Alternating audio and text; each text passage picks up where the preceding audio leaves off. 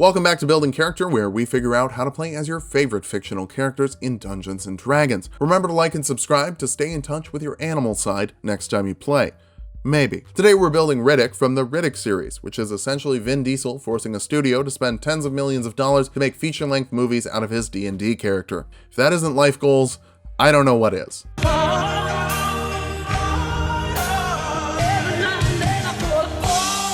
Let's start off with our goals for this build. First, we need to specialize in our special eyes that work well in pitch black and get a little iffy in the daytime. Next, we need to make up for our slight disadvantage in the sun to be a master of working in the shadows, with big knife skills to use with big knives. Finally, we'll stay in touch with our animal side so we can make friends with some animals and not worry about poisons from others. For stats, we're using the standard point array from the player's handbook. Roll for stats if you want, just make sure you're keeping your dexterity and wisdom relatively high. Strength will be number 1. Vin is built like a redwood tree, even when he's not playing an actual tree. Dexterity next. Despite your massive physique, your weapon preferences require a lot of finesse to be used properly. Wisdom after that. You're great with animals, and having sharp perception could get you out of a metaphorical and literal bind. Follow that up with Constitution. I'd like it to be higher, but we can grab a quick feat to get you the HP you need. Intelligence is also a little lower than I'd like. Hey, not everything can be great, but you're not exactly up on the history of your people. We're gonna dump Charisma though. Other than Intimidation, you're not great at communication, at least not with people. Even though your eyes were surgically modified rather than being something you were born with, we're just gonna tie them into your race because they're such an important part of your character, and Furion isn't an official race anyway.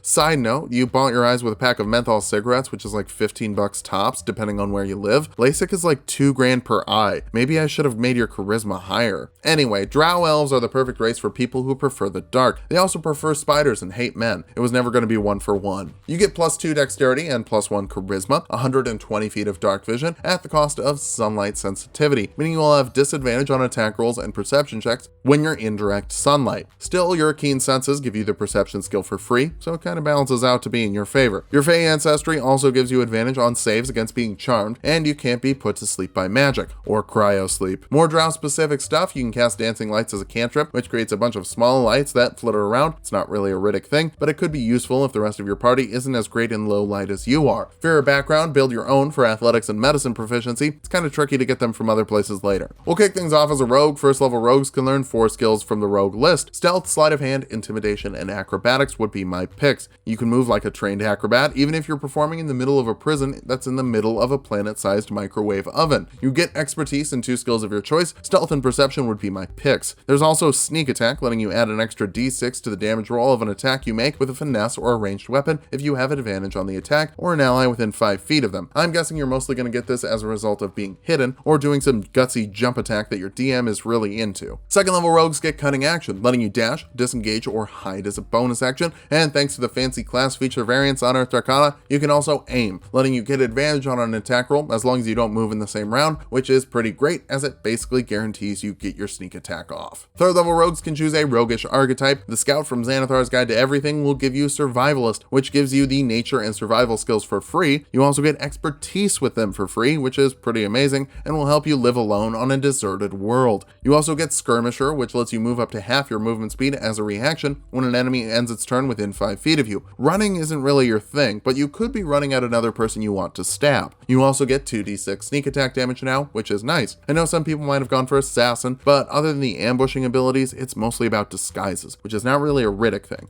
and we'll get some ambushing skill later. Fourth level rogues get an ability score improvement. Let's get our dexterity up as quickly as we can for some better sneaking and better stabbing. You're really good at both of those things. Bouncing over to Ranger now, we'll be using the tweaks to Ranger from the class feature variants Unearthed Arcana. Basically, the player's handbook Ranger is noticeably weak, especially at lower levels. They tried tweaking it before, but it ended up being a little too strong. I think they really nailed it with the newest version. Favored Foe lets you cast the spell Hunter's Mark without concentration, letting you pick an enemy to deal an extra d6 to with your weapon attacks for an hour, and you have advantage on checks to track them. If you kill the original target, you can swap it to another target as a bonus action. You can do this an amount of times equal to your wisdom modifier per long rest to absolutely wreck the mercs who think that you're going to be an easy payday. Grab an option from Deft Explorer Explorer rather than Natural Explorer. Canny lets you choose an extra skill from the Ranger list and gives you expertise with it. I'm going to recommend Animal Handling. You're kind of amazing with them after all. You can also grab another skill from multiclassing into Ranger, and Investigation will finish off your skills. 11 seems a bit right. You're pretty good at everything. Second level Rangers get a fighting style, and from that same great Unearthed Arcana, the unarmed fighting style lets you make unarmed attacks that deal 1d6 plus your strength modifier one-handed, or 1d8 if you're using both hands. You can also deal 1d4 bludgeoning damage when you grapple someone,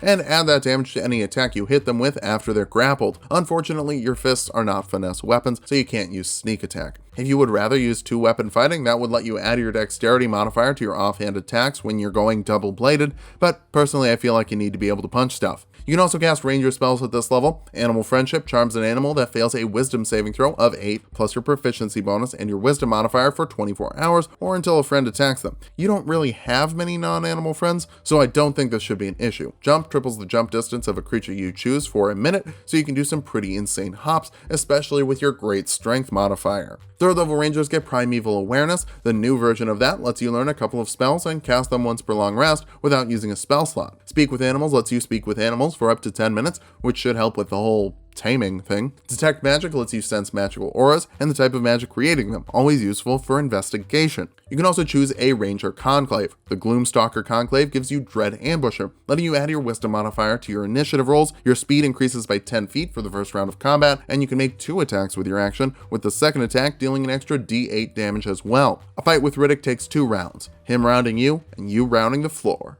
Wait, I don't think that's how the saying goes. You also have Umbral Sight, extending your dark vision by 30 feet and making you invisible to any creature relying on dark vision to see you. Find the blind spot, exploit it, and grab some extra sneak attacks. 4th level Rangers get an ability score improvement, cap off your dexterity for maximum sneak stabs and stabby sneaks. 5th level Rangers get an extra attack, letting you attack twice with your action instead of once, or thrice with your Dread Ambusher, which will turn the mercenaries into worcenaries. You can also use 2nd level spells. Find Traps lets you find traps within 120 feet of you. Doesn't tell you specifically where the trap is or what kind of trap to look out for, but you'll know something is afoot. You want people to fall into your traps, not the other way around. Protection from Poison automatically cures one effect of poisoning on the target and gives them advantage on saves against being poisoned and resistance to poison damage for an hour. And it only takes an action, not a couple of days of injecting yourself with poison, which is really great. 6th level Rangers get another option from Deft Explorer. Tireless lets you give yourself temporary HP equal to 1d10 plus your Wisdom modifier as an action and removes 1 level of exhaustion. You can use this an amount of times per day equal to your Wisdom modifier. Currently that's only 1, but you're a tough guy. We'll work on getting some more uses of that later. 7th level Gloomstalkers get Iron Mind, giving you proficiency with Wisdom saving throws, which is really great. Spells like Hold Person can really mess a person up. This gives you the Will of a Furion. 8th level Rangers get another ability score improvement. Round up your strength and wisdom here for better punches and more tireless uses and better wisdom saves than before. It's really nice when you can round up 2 skills, just makes you feel way better. Back over to Rogue now. 5th level Rogues get Uncanny Dodge, letting you reduce the damage from an attack as a reaction by half as long as you can see the person attacking you. And I will note you can still see people in the daylight even if you're not great at it. Your sneak attack also increases to 3d6. 6th level Rogues get expertise in 2 more skills of their choice, and Lord, we've got some choices. Intimidation will help you mitigate that low charisma score for the one thing you're going to use it for,